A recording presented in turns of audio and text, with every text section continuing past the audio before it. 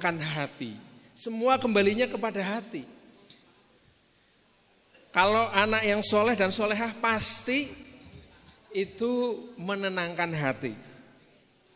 Wa ja'alna lil muttaqina imama, dan jadikan kami imam, pemimpin bagi orang-orang yang bertakwa. Sisi lain kita juga diingatkan oleh Allah Subhanahu wa taala dalam surat An-Nisa ayat 9. Wal yakhshal ladzina law taraku min khalfihim dzurriyyatan dzi'afan khafu 'alaihim falyattaqullaha wal yaqulu qawlan sadida.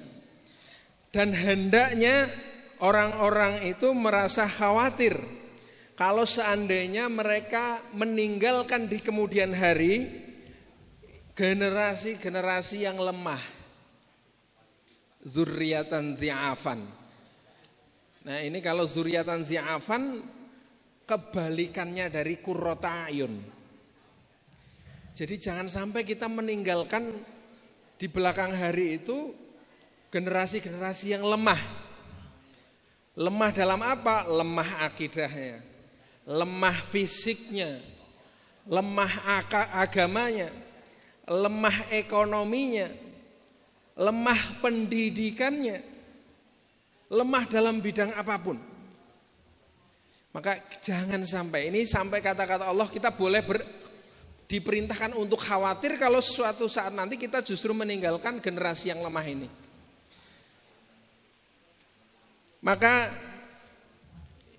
ayat ini menjadi satu trigger, faktor yang paling penting untuk kita bisa punya semangat bagaimana caranya kita bisa mendapatkan keluarga yang baik, terutama juga bisa memiliki putra-putri yang soleh dan solihah.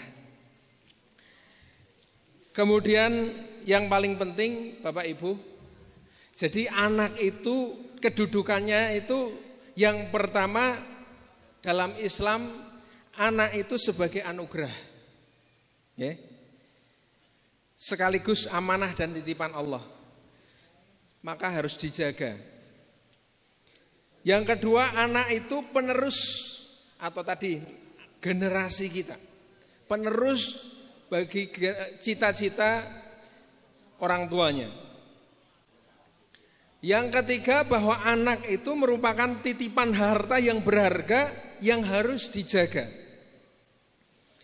Yang karena dengan kesolehannya nanti anak ini akan menjadi penyejuk hati. Inilah menurut Islam kedudukan anak itu seperti itu. Maka jangan sampai dalam pikiran kita dalam kondisi apapun kemudian kita berpikir anak itu justru menjadi musuh kita, atau anak ora ono manfaate. Itu jangan sampai. Karena kalau sudah tidak menghayati kedudukan seorang anak dalam Islam ini, yang terjadi seperti yang sudah di berita macam-macam, orang tua membunuh anaknya atau sebaliknya, anak ditelantarkan, bahkan baru lahir saja anak kadang-kadang dibuang di tong sampah dan macam-macam. Itu karena tidak mau atau tidak mengerti dan tidak menghayati kedudukan seorang anak. Maka ini penting sekali. Kemudian karena ini diminta suruh cepat, ya, kita langsung ke halaman 4, ya. Jadi anak itu punya hak. Yang hak-hak ini sesungguhnya adalah kewajiban orang tua kepada anaknya. Yang pertama adalah hak hidup. Ya, tadi saya sampaikan, jangan sampai kemudian kita tidak menghormati hak hidup anak, bahwa anak itu harus diberi ya, haknya, yaitu hak hidup. Dan itu surat Al-Isra ayat 31 mengatakan wala taqtulu auladakum khasyata imlaq nahnu narzuquhum wa iyyakum inna qatlahum kana hit'an kabira. Jangan kamu membunuh anakmu karena takut miskin. Kamilah yang akan memberi rizki kepada mereka dan juga kepadamu, kata Allah Subhanahu wa taala. Sesungguhnya membunuh mereka adalah suatu dosa yang besar. Ini masih banyak orang yang membunuh anaknya karena takut miskin. Yang kedua, hak mendapatkan nama baik. Ya, hak mendapat nama baik. Likulli, ini bahas pepatah Arab mengatakan likulli musamma min ismihi nasibun. Setiap orang akan mendapatkan pengaruh dari nama yang diberikan kepadanya. Maka Bapak Ibu kalau punya putra putri diberi nama yang baik. Jangan sekedar nama Qur'ani tapi semuanya ngambil dari Al-Qur'an. Saya punya nama teman namanya panggilannya Pilin. Ya, panjangnya Safilin. Diambil dari mana? Asfala Safilin. Ini mergo bapak ibunya mboten mangertos. Ada juga Pak Mongkar. Saya manggilnya Lek Mongkar. Kok jenengmu Lek Mongkar? Bapakku juga ya suka Al-Qur'an. Nahyun anil mungkar. Wa nahyu anil munkar itu sing diambil mungkarnya. Apalagi ada yang namanya Jahannam. Mergo ning Al-Qur'an ana Jahannam. Ini hak mendapatkan nama yang baik karena nama itu adalah doa. Hak penyusuan dan pengasuhan. Anak harus diasuh, harus disusui. Maka dalam Al-Qur'an ya, surat Al-Baqarah 233, wal walidatu yurdi'na auladahunna haulaini kamilaini liman arada ayyutimmar radha'ah. Para ibu hendaknya menyusui anak-anaknya selama 2 tahun penuh, yaitu bagi yang ingin menyempurnakan penyusuan.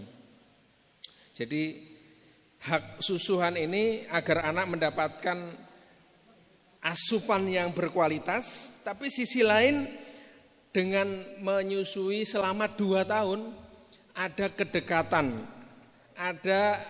kedekatan emosional, secara psikis, secara psikologis anak punya rasa kasih sayang.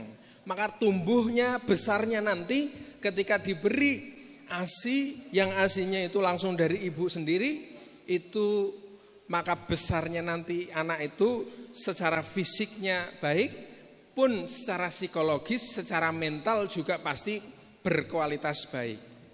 Itu juga yang mengantarkan anak kelak akan menjadi anak yang soleh dan solehah. Masih halaman 6. Hak lain seorang anak adalah hak mendapatkan kasih sayang. Dalam satu hadis, khairukum li ahlihi wa ana khairukum li ahli. Ini kata Rasulullah Muhammad sallallahu alaihi wasallam. Sebaik kamu adalah orang-orang yang paling baik bagi keluarganya, dan saya, kata Rasul, adalah orang yang paling baik kepada keluarga saya. Maka jangan sampai orang tua nek kalih tiang sanes, piantun sanes, wapik, baiknya luar biasa. Neng karo bojo dhewe, karo anake dhewe, kaya napa? Tikus karo kucing. Kerah terus. Nggih. Ibu-ibu sing senyum-senyum napa nggih? Kados niku. Nggih, leres berarti. Lah ini diingatkan oleh Rasulullah.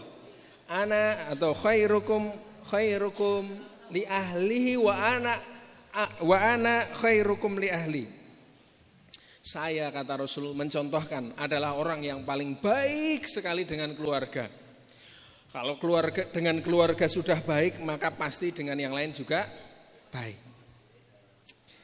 Kemudian hak yang kelima, hak mendapatkan perlindungan dan nafkah dalam keluarga. Ya, seorang keluarga, apalagi bapak-bapak ini, kepala keluarga, sebagai pemimpin keluarga, menjadi kewajiban orang tua, khususnya bapak-bapak, untuk mencari nafkah bagi keluarganya dan melindungi keluarganya, khususnya anak-anaknya. Melindungi dari apa? Dari macam-macam, dari godaan setan, dari tantangan-tantangan, termasuk sekarang tadi yang saya sampaikan, adanya tantangan gadget, ya, adanya program-program yang mungkin negatif, tantangan tentang sekarang menjamurnya obat-obatan terlarang, pergaulan bebas, tantangan semuanya yang itu adalah merupakan tantangan-tantangan bagi masa depan putra-putri kita. Harus dilindungi, jangan sampai wis gede ora apa-apa. Wis iso mlaku dhewe. Arepan agamane apa wis ngono, wis iso milih dhewe. Jangan. Ya. Dalam Al-Qur'an Nabi Ayub ketika ditinggal mati atau hendak meninggal dunia, mengumpulkan putra-putrinya, kemudian beliau mengatakan ma ta'buduna min ba'di. Jadi wasiat beliau kepada anak-anaknya adalah, saya ini sudah mau meninggal, saya ini sudah mau mati, sudah sangat tidak kuat. Sekarang saya ingin tanya, wahai anak-anakku, ma ta'buduna min ba'di, kata beliau, apa yang akan engkau sembah wahai anak-anakku setelah matiku? Na'budu ilahaka wa abaika, dan seterusnya. Kami akan menyembah Tuhanmu dan Tuhan-Tuhan nenek moyangmu. Artinya menyembah Allah Subhanahu wa ta'ala. Jadi ketika mau meninggal itu, yang ditanya oleh beliau kepada anak-anaknya adalah, apa yang akan kamu sembah? Ini menunjukkan bahwa menjaga akidah itu sampai titik nafas terakhir. Ini kalau orang zaman sekarang pol-pole kowe engko arep mangan nopo? Nek aku mati, itu hanya seperti itu. Padahal yang diajarkan para nabi terdahulu, ma ta'buduna min ba'di. Kalau saya sudah meninggal, saya sudah mati, apa yang akan kamu sembah? Berarti yang pertama menjadi pendidikan itu nanti adalah akidah. Ya, ini perlindungan, mendapatkan perlindungan dan nafkah keluarga. Nah, yang keenam Bapak Ibu, ini yang menjadi judul kita adalah hak pendidikan dalam keluarga. Bahwa seorang anak itu punya hak pendidikan, hak menerima pendidikan yang baik dari bapak ibunya, dari orang tuanya. Dan Bapak Ibu, anak pertama kali mendapatkan hak pendidikannya itu di keluarga. Maka nyun sewu Bapak Ibu, nek dulu ibu-ibu adalah ibu rumah tangga, kebanyakan di rumah. Tapi sekarang ini strata sosial masyarakat, tatanan sosial masyarakat sudah berubah. Bapak Ibu kebanyakan sama-sama bekerja. Jadi sekarang yang katanya ibu-ibu hanya ngurusi kasur, sumur, dan dapur sudah berubah. Karena ibu-ibu sudah mulai juga bekerja. Keduanya bekerja. Meskipun saat ini semakin dekat, ibu-ibu ya di rumah iya, tapi juga bekerja.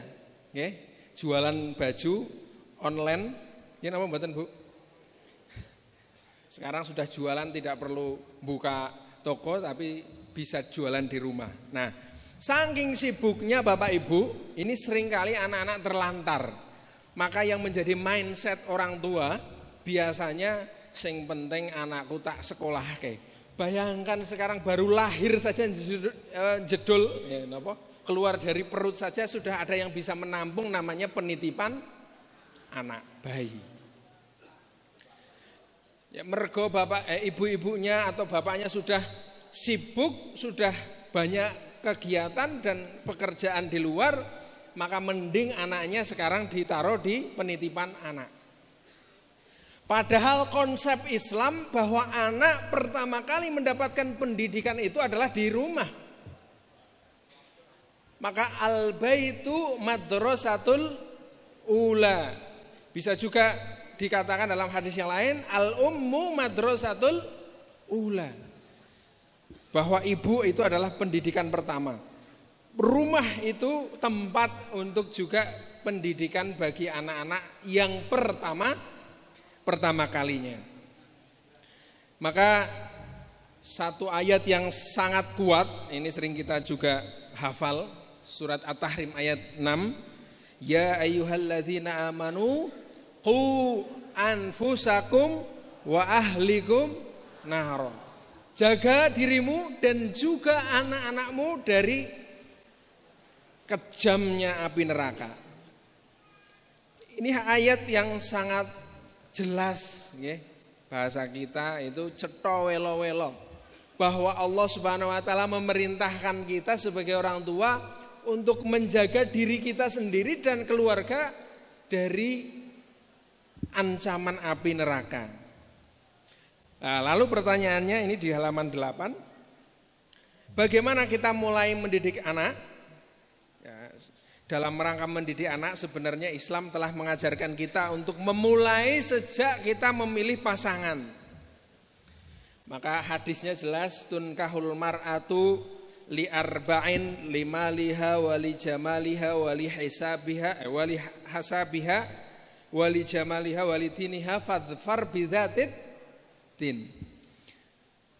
Ya, seorang pasangan ini laki-laki maupun perempuan itu dinikahi karena 4 hal.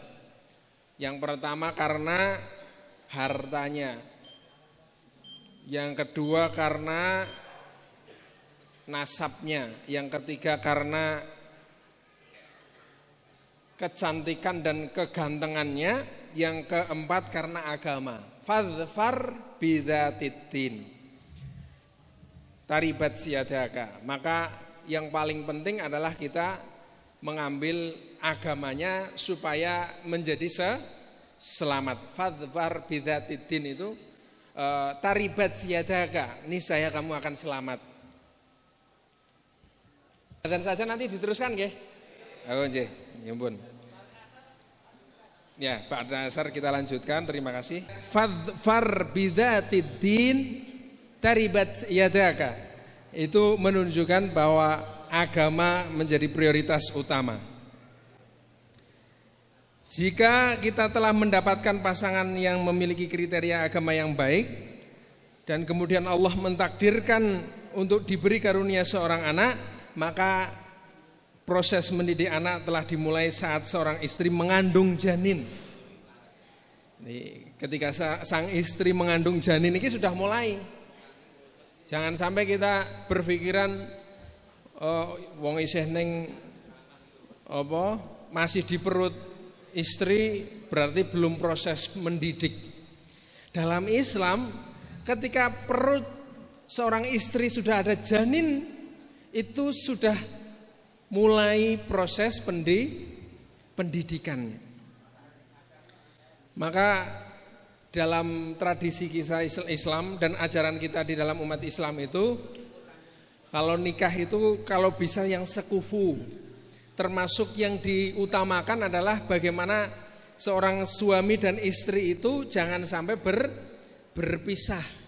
Perjone ning Kalimantan, sang suami sementara ditinggal istrinya sampai berbulan-bulan. Nah itu kalau bisa yang utama itu justru bersama. Maka kalau istrinya pergi ke Kalimantan pun kalau bisa ya dibawa ke Kalimantan. Karena ketika proses hamil, janinnya masih terisi, ya, maka harus ada kedekatan antara sang suami dan istri. Maka karena itu bayi yang masih dalam kandungan dianjurkan untuk banyak-banyak diperdengarkan lantunan-lantunan ayat Al-Quran, terutama bagi seorang ibu dan juga bagi bapaknya atau sang suami. Kadangkala ini kita lupa, Sehingga 9 bulan 10 hari anak kita sudah ada di perut sang istri, itu biasanya orang tua lupa untuk adanya proses penting, yaitu memperdengarkan lantunan ayat-ayat Al-Quran saat bayi masih berada di janinnya. Saking lupanya seringkali komunikasi, bahkan na'udzubillah kalau sampai orang tua, seorang ibu atau suaminya, sang suami ini tidak pernah membaca Al-Quran saat mengandung bayinya. Nah, ini jangan sampai. Maka itu sendiri sudah proses pendidikan bagi seorang anak. Dengan cara apa tadi? Memperdengarkan lantunan ayat Al-Quran dengan tartil, karena ini berpengaruh besar bagi pertumbuhan sang anak. Pada tahap ini juga mendidiknya dengan cara teladan, memberikan teladan dari diri sendiri, menjalankan ibadah dengan sebaik-baiknya, amal ketaatan pada Allah, menjaga hati. Jangan sampai sering ibu-ibu kok nesu, bapak-bapak juga sering marah, itu jangan sampai ketika mengandung seorang anak atau bayi. Kemudian mengamalkan amal-amal soleh, amal-amal kebaikan sebanyak mungkin dengan cara bersedekah, dengan cara berbuat baik kepada tetangga, dengan cara mungkin memberikan santunan kepada fakir miskin, kepada anak yatim. Itu adalah, walaupun anak masih dikandung, sang istri atau sang ibu, itu sesungguhnya adalah pendidikan langsung kepada anak, terutama dalam sisi psikologis atau mentalitas seorang anak ketika dikandung. Terus yang lebih penting lagi, dan ini menjadi utama, adalah jangan sampai sedikit pun kita memberikan asupan yang haram, yang tidak baik kepada anak-anak. Karena ini juga adalah bagian dari proses mendidik anak-anak kita supaya menjadi anak-anak yang soleh dan soleha. Lah Bapak Ibu, saat anak terlahir ke dunia, maka orang tua harus menerapkan pendidikan yang dapat mengantarkan anak-anak dapat memperoleh sukses hidup dunia dan akhirat. Tentu harus berdasarkan pada Al-Quran dan hadis sebagai ajaran atau sumber bagi umat Islam. Maka pola pendidikannya kalau anak sudah lahir, selain kita mendidik dengan atau menjaga tumbuh kembang anak secara fisik, yang lebih penting juga adalah mendidik dengan cara Islam dengan berbagai pola yang bisa kita lakukan. Kalau anak sudah lahir, maka pola pendidikannya yang pertama adalah, ada di halaman 8 saya tulis, pola keteladanan, qudwah. Jangan sampai pengen anake apik ning bapak ibuke malah tidak mencontohkan hal yang baik. Anake pingine sing wedok bisa jadi anak yang soleha, berkerudung, berjilbab, menutup aurat. Ning nyun sewu ibunya tidak berjilbab, tidak menutup auratnya. Niki kata, maka ini jangan sampai jamaah Persyarikatan Muhammadiyah justru sebaliknya, pinginnya apik, anaknya yang tidak pernah memberi contoh bagi anaknya yang baik-baik. Yang kedua, pembiasaan. Masih kecil itu golden age, ya, umur 1 sampai 5 atau namanya balita sampai 7 tahun bahkan, itu saat anak-anak merekam dan pembentukan karakternya itu di umur-umur seperti itu. Maka harus ada pembiasaan-pembiasaan. Melakukan aktivitas apapun, pembiasaannya adalah dengan berdoa. Diajak mau masuk masjid doa, mau makan doa, mau tidur doa, bangun tidur doa, seluruhnya ini harus dibiasakan. dibiasakan makan duduk, dibiasakan makan pakai tangan kanan, dibiasakan untuk sopan santun kepada orang tua. Pembiasaan ini semuanya harus diajarkan saat anak kita masih kecil. Karena kalau sudah besar, nyun sewu umure wis 10 tahun anak-anak, kita baru sadar oh iya tak biasa kayak sudah tidak bisa. Kalaupun bisa sulit. Anak-anak bisa dibiasakan itu saat umur 1 sampai 5 atau sampai 7 tahun. Pada masa-masa inilah pembiasaan harus diberikan kepada pembiasaan nilai-nilai baik, nilai-nilai ajaran Islam kepada anak-anak. Yang ketiga, nasihat, mau'izah. Ya, jangan acuh kepada anak. Kita berbusa-busa menyampaikan ke anak itu kewajiban kita. Tentu berbusa-busa menyampaikan kebaikan, bukan menyampaikan yang tidak baik. Pokoknya yang baik itu disampaikan, diingatkan lagi, lupa diingatkan lagi, dinasihati terus. Karena itulah kewajiban orang tua dan itu menjadi hak anak. Yang keempat, kontrol atau perhatian. Jangan sampai tidak perhatian kepada anak. Atau dalam bahasa Arabnya mulahadhah. Yang kelima, sanksi uqubah. Atau bisa juga sanksi tapi juga hadiah. Kalau anak kita, putra-putri kita berprestasi, kita beri hadiah. Kalau putra-putri kita salah, kita juga menerapkan hukuman. Hukumannya yang mendidik. Misalnya dia melanggar, dino iki ora entuk tidak boleh nonton HP, kok malah nonton HP. Nah, masih ingat tidak hukumannya apa? Berarti besok Senin harus puasa. Nah, misalnya seperti itu. Ini ukubah, bentuk hukuman yang juga mendidik. Oh, nek kowe melanggar ketentuan orang tua, masih ingat apa hukumannya kemarin? Hukumannya adalah infak, sedekah. Celenganmu kudu dibuka, kowe kudu sedekah. Itu hukuman. Ini juga bagian hukuman yang mendidik. Jangan sampai hukumannya dipukul, ya. Pemenang sampai dibanting, jangan sampai. Tentu hukuman juga harus sanksi atau yang sanksi yang ada harus sanksi yang mendidik anak. Jadi dalam mengajarkan pendidikan kepada anak, kiranya kita perlu merenungkan kisahnya Luqmanul Hakim. Bapak Ibu perso surat Luqman, beberapa rangkaian ayatnya mengajarkan kepada kita bagaimana seorang Luqmanul Hakim sampai-sampai diceritakan di dalam Al-Quran, karena dia menjadi contoh bagaimana orang tua mengasuh anak-anaknya, mendidik anak-anaknya. Maka di dalam beberapa ayat dalam Quran surat Luqman, ya, beberapa hal penting yang harus ditanamkan kepada anak. Yang pertama adalah pendidikan akidah. Surat Luqman ayat 13.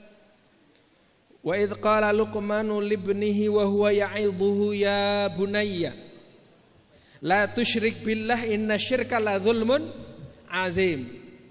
Wahai anakku, ya, ingatlah ketika Luqman berkata kepada anaknya dan dia menasihati anaknya, wahai anakku, la tusyrik billah, jangan sampai kamu syirik, jangan sampai kamu menyekutukan Allah. Ini pelajaran penting. Yang pertama kali dijaga adalah akidah, bukan yang lain dulu. Masalah materi, masalah hal-hal yang lain itu mungkin belakangan. Tapi bagaimana menjaga akidah, agama seorang anak itu justru yang paling penting diajarkan oleh Luqmanul Hakim dalam surat Luqman. Maka jangan sampai kita ajarkan anak itu sing penting kowe iso golek duit sih. Tapi justru yang penting kamu bisa punya pendirian dalam akidah, akidah yang salimah, akidah yang benar. Jangan sampai agamamu agama yang nol. Itu yang paling penting. Maka ini juga menjadi tantangan kita semua. Orang tua seringkali lebih mengutamakan nek pendidikan itu, wah nek mlebu ning pondok itu terus kok anakku masa depane piye?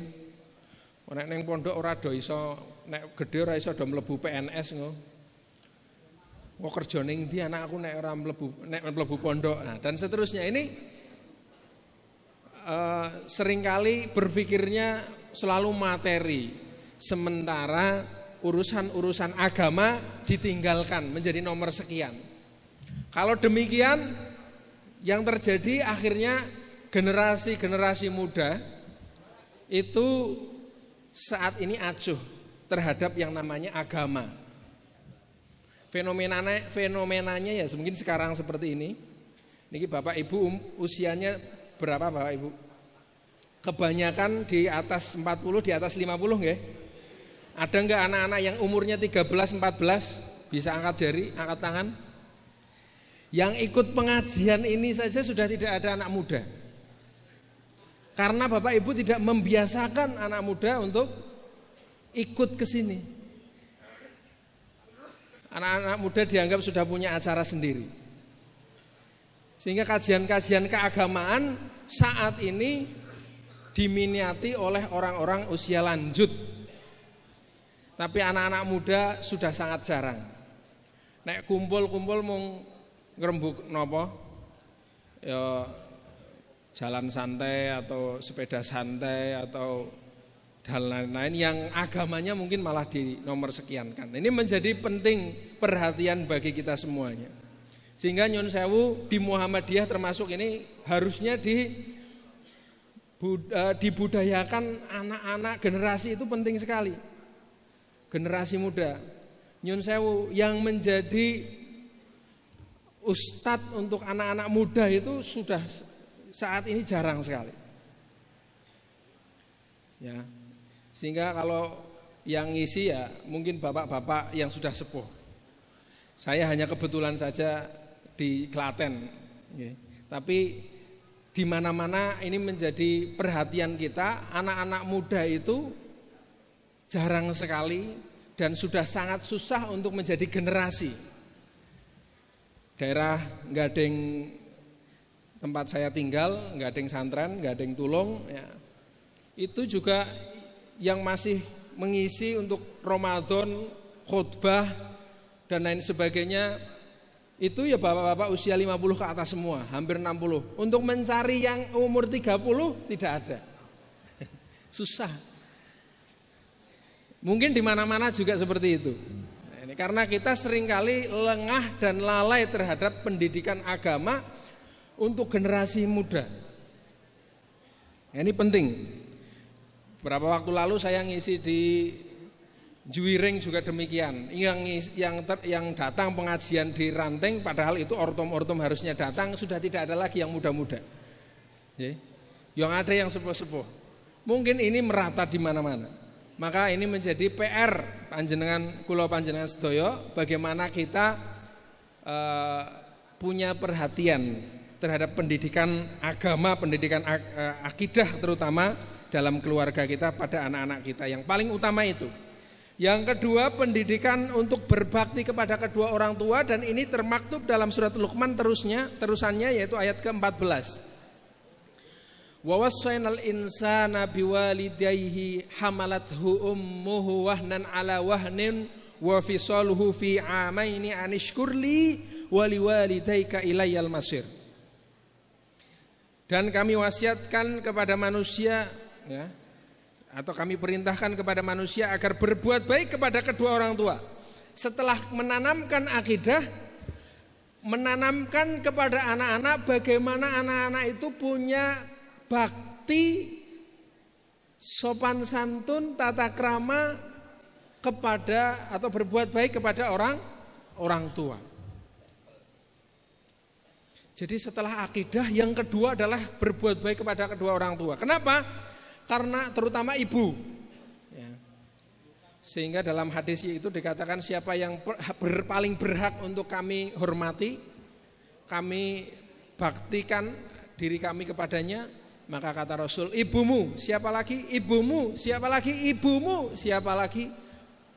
Bapakmu.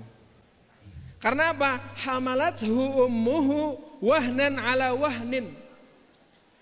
Telah mengasuhnya, telah mengandungnya, yang hamalathu ummuhu wahnan ala wahnin itu yang berpayah-payah. Ya, ibu-ibu kalau mengandung hamil itu 9 bulan membawa anaknya itu berapa kilo itu Pak Bu? Ya, 4 kilo atau 5 kilo?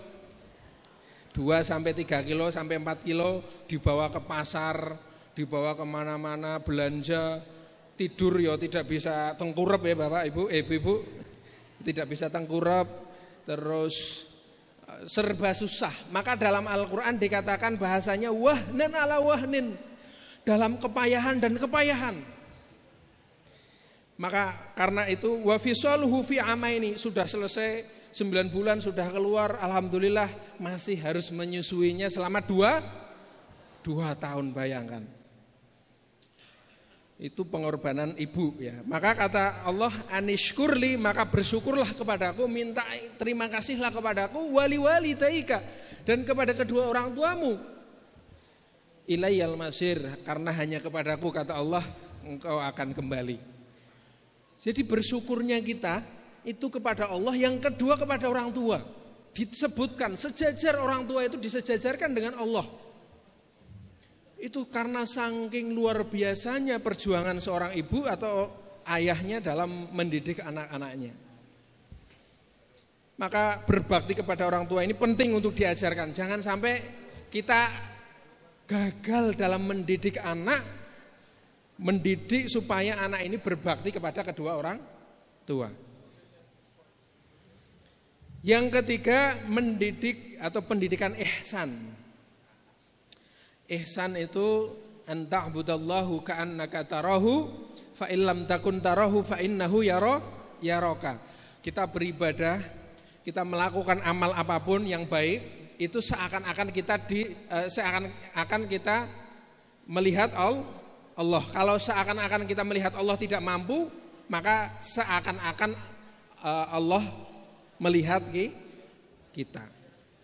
Maka di dalam ayat ke-16, ya bunayya innaha intakum misqala habbatin min khardalin fatakun fi sakhratin aw fis samawati aw fil ardi ya'ti bihallah innallaha latifun khabir.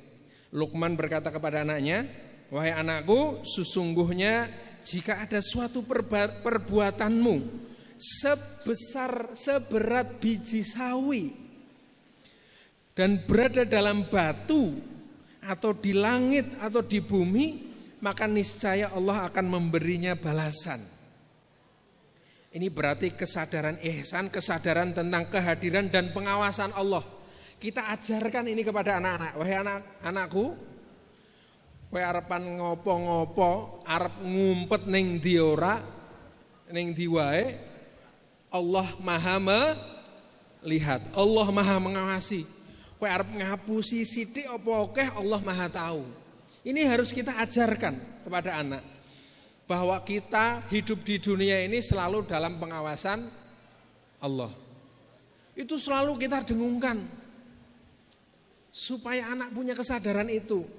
Kalau sudah punya kesadaran akan pengawasan Allah, maka insya Allah yang namanya bohong tidak akan mungkin. Yang namanya mau berbuat curang anak tidak mungkin. Yang ada insya Allah anak akan nurut, anak akan selalu taat, anak akan bersungguh-sungguh dalam senantiasa berbuat baik, bertakwa dan seterusnya. Yang keempat yang diajarkan dalam surat Luqman, yaitu Quran surat Luqman ayat 17. Ya bunaya aqimis shalah wa'mur bil ma'rufi wanha 'anil munkari wasbir 'ala ma asabak inna dzalika min azmil umur. Wahai anak-anakku, laksanakanlah salat dan suruhlah manusia berbuat yang ma'ruf dan cegahlah yang mungkar, bersabarlah kepada apa yang menimpamu, sesungguhnya yang demikian itu termasuk perkara yang penting. Ayat ini supaya mengajarkan, memerintahkan supaya orang tua mengajarkan pendidikan keseharian mereka, bagaimana mereka mau berjuang untuk membela agama Islam, untuk senantiasa warnai hari-harinya dengan kegiatan-kegiatan yang islami, yaitu dengan cara sholat yang pertama, mendidik sholat. Maka di situ dikatakan aqimis sholah, dirikan sholat. Karena sholat ini dalam bahasa hadis yang lain, as-sholatu imaduddin, man aqamaha faqad aqamaddin, wa man addamaha wa man hadamaha faqad hadamaddin. Sholat itu adalah tiang agama. Siapa yang mendirikan sholat sesungguhnya dia sedang mendirikan agama. Tapi kalau dia tidak mau melakukan sholat berarti dia sedang menghancurkan agama. Maka dalam surat yang lain, wa'mur ahlaka bis sholat wastabir 'alaiha. Maka perintahkan keluargamu untuk melakukan sholat wastabir 'alaiha, dan bersabarlah kita dalam rangka memerintahkan keluarga kita untuk mendirikan sholat. Kemudian beramar ma'ruf nahi mungkar. Jangan sampai anak kita didik hanya pokoknya kamu pentingke uripmu dhewe wae, jangan sampai. Tapi kita didik anak kita untuk bagaimana ke depan berjuang untuk menegakkan Islam itu dengan cara amar ma'ruf nahi mungkar. Wasbir ala ma asobak. Didiklah supaya anak kita itu sabar dalam menghadapi berbagai macam-macam kehidupan ini. Yang kelima, yang terakhir, pendidikan etika dan karakter. Surat Luqman ayat 18. Wala tusa'ir khaddaka linnas wala tamshi fil ardi maraha. Innallaha la yuhibbu kulla mukhtalin fakhur. Waqsid fi mashyika waghdud min sautik. Inna ankaral aswati la sautul hamir. Jangan kalian memalingkan mukamu dari manusia karena sombong. Janganlah kamu berjalan di muka bumi karena angkuh. Sesungguhnya Allah tidak menyukai orang-orang yang sombong lagi membanggakan diri. Sederhanalah kamu dalam berjalan dan lunaklah dalam suaramu. Ini pentingnya akhlak dan bagaimana pendidikan karakter. Jangan sampai karakter anak kita anak-anak yang angkuh, anak-anak yang sombong, suka membangga-banggakan diri. Tapi berilah teladan, berilah pendidikan yang bisa mendidik karakter mereka, diri mereka, sehingga menjadi anak yang berakhlak mulia, berpribadi yang luhur. Mudah-mudahan ini bisa memberikan bekal bagi kita, sehingga mudah-mudahan anak-anak kita bisa menjadi anak-anak yang soleh dan solehah, bisa menghadapi tantangan-tantangan masa depan, masa yang akan datang, yang juga mudah-mudahan anak-anak menjadi generasi penerus perjuangan kita. Demikian dari kami, mudah-mudahan bermanfaat. Nun wal qalami wa ma yasturun fastabiqul khairat. Assalamualaikum warahmatullahi wabarakatuh.